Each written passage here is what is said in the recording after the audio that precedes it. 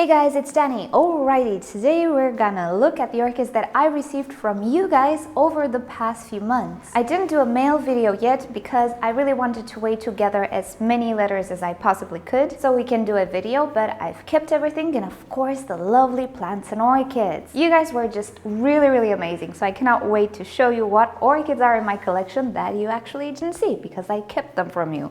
Alrighty, so let's start with something that is not an orchid. It's a cactus, and this is a fishbone cactus or a rick-rack cactus. It goes under many names, but the Latin name is Seleniceras. Now, I'm pretty sure I'm mispronouncing that. I received these 4 cuttings last year, I think in November, from my viewer Habib, which absolutely spoiled me with the Hoyas, with the Cymbidium, not to mention with the Angrecum.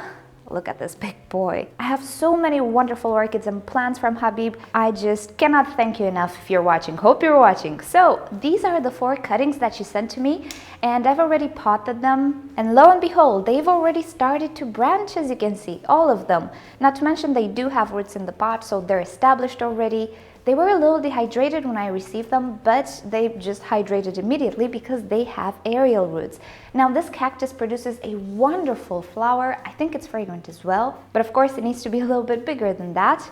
And also it produces aerial roots, it clings to stuff, and it's not a very highlight cactus from what I read about it. So thank you so much for sending it. It looks beautiful with this shape, even if it doesn't have flowers. It's such an interesting plant. I really love it. Next up, we have 2 little orchids from my viewer Nikita in Latvia. But before that, let's take a look at the letter. So Nikita wrote me a letter. Beautiful, thank you so much. And also she sent me a Latvian coin. She's saying that they are now using euros, so I'm gonna take care of this.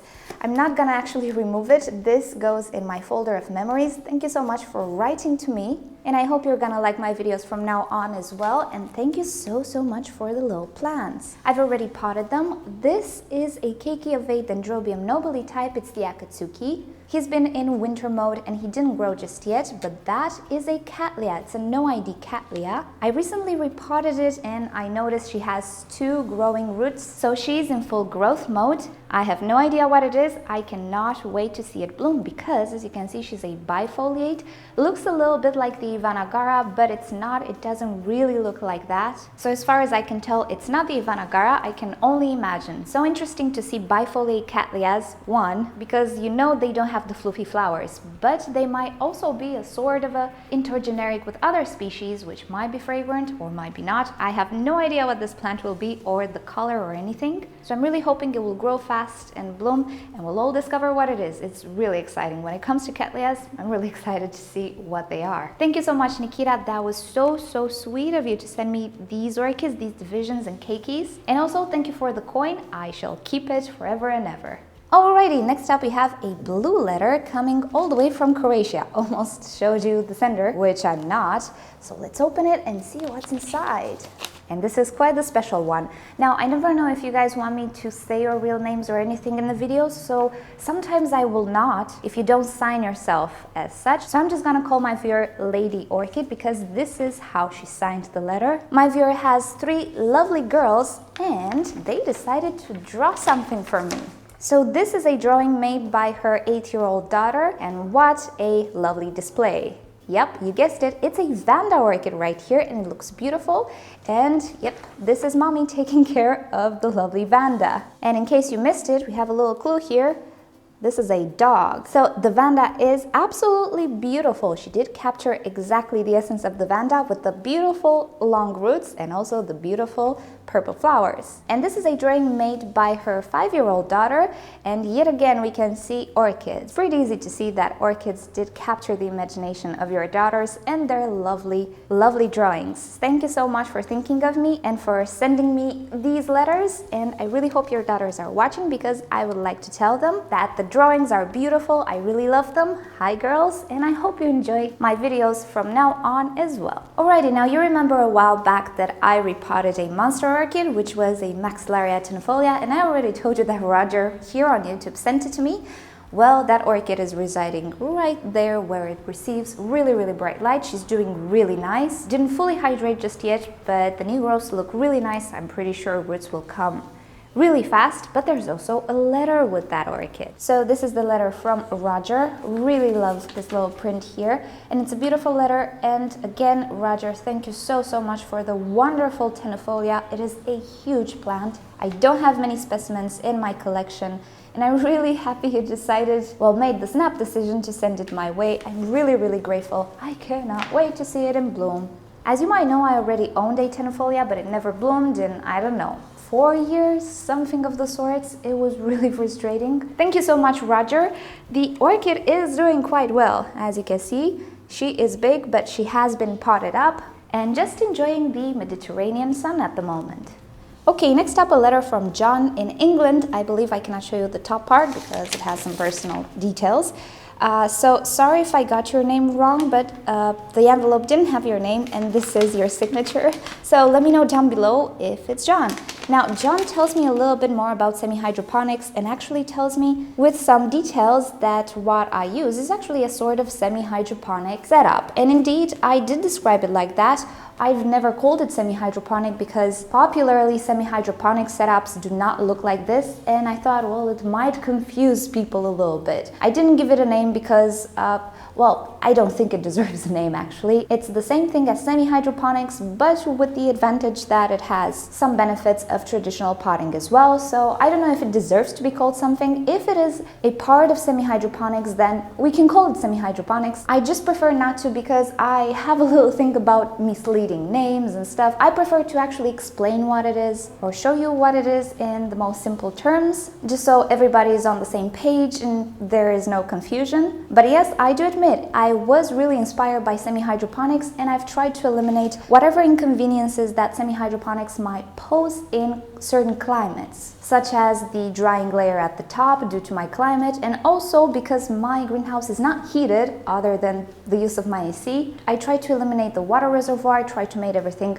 flush a little better, be more aerated and so on, but yeah, it uses clay medium. And this is something really specific to semi-hydroponics. Alrighty, next up, and this is the funniest thing ever. So I went to my PO box and I got a notification that I received a big package from the Netherlands. And usually when I receive this, I need to go to a different post office. So I got my notification, I go to the other post office and I pick up this huge box. It was almost 1 meter long. I'm not even kidding. So I look at the sender and I see it's Klaas and Orchiding from Netherlands. And my first thought was, oh wow, this is PR. Yes, we made it. We're like the beauty girls now. We get PR from companies.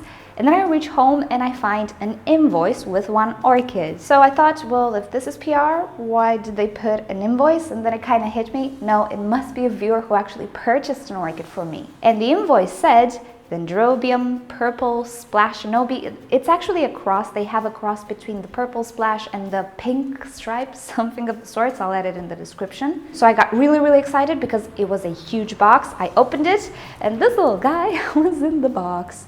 He's a tiny little orchid, really cute. But they used like the most humongous box you've ever seen for it. But anyway, I later found out that my viewer Ali here on YouTube decided to surprise me with this orchid because if you remember, I did tell you I really want to have this orchid. So the orchid, Sally spent about 2 or 3 weeks in transport. It was in that time where Netherlands Post had some issues, not only for me, but for other people as well. Hopefully everything is resolved because it usually has a really fast transport time. But the orchid, this is the new cane. It had leaves, it lost all of its leaves. This doesn't mean though that the orchid is dead. All the other canes did not have leaves.